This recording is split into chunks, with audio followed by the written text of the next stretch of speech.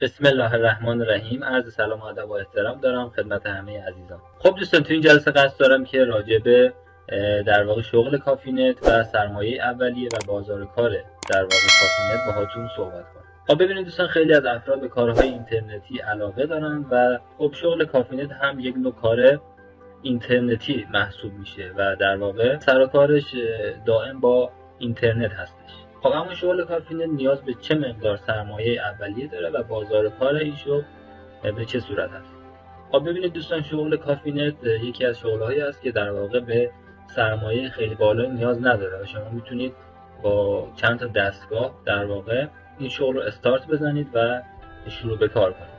خب لوازمی که در واقع این شغل نیاز داره رو در جلسه بعد خدمتتون میگیم، ولی اگر بخوایم مجموع این وسایل رو حساب کنیم شاید کمتر از 50 میلیون تومان باشه که در واقع الان با 50 میلیون تومان هیچ کاری رو واقعا نمیشه شروع کرد، ولی شما با استفاده از این مبلغ و شاید هم کمتر از این مبلغ، چون بستگی به شهرتون داره، میتونید در واقع شغل کافی نت رو استارت بزنید. اما بازار کار این شغل دوستان به چه صورت هست؟ بازار کار کافی نت خب اولا بستگی به در واقع محل دفتر کافی نت شما هستش که در اون محل خدمات کافی نت یا تایپ و تکثیر یا همچنین محصولات فرهنگی باشه یا نه.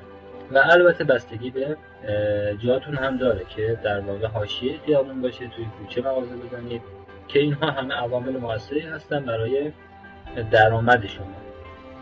اما به طور کلی اگر بخوایم بازار کار شغل کافی نت رو خدمت شما بگیم، خب قاعدتا بازار کار خوبی داره و اگر شما بتونید مشتری جمع کنید و در واقع جا بیفتید، شاید چند برابر حقوق یک کارمند بتونید از طریق شغل کافی نت درآمد داشته باشید. ولی ادامه دادن در این شغل خب نیازمند در واقع صبر و تلاش هستش که شما باید همونطور که گفتم مشتری جمع کنید و خدمات بهتری ارائه کنید و کارهایی که در واقع باعث جذب مشتری میشه.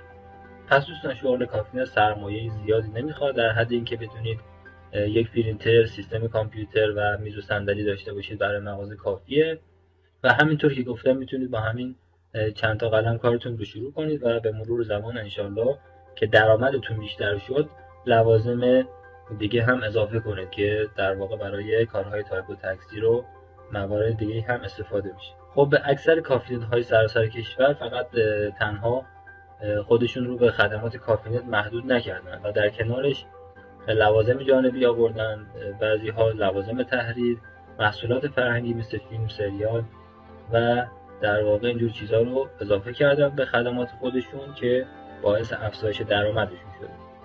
ولی شما برای شروع کار میتونید در واقع با کمتر از سرمایه 50 میلیون تومان یک کافی نت دایر کنید. خب دوستان، در جلسه بعد انشاءالله وسایلی که در واقع یک دفتر کافی نت باید داشته باشه خدمت شما معرفی میکنیم و بگیم که در واقع چه برندهایی خرید کنید و چه چیزهایی برای یک دفتر کافی نت لازمه. امیدوارم که موفق و مؤید باشید. تا جلسه بعد، خدا نگهدار.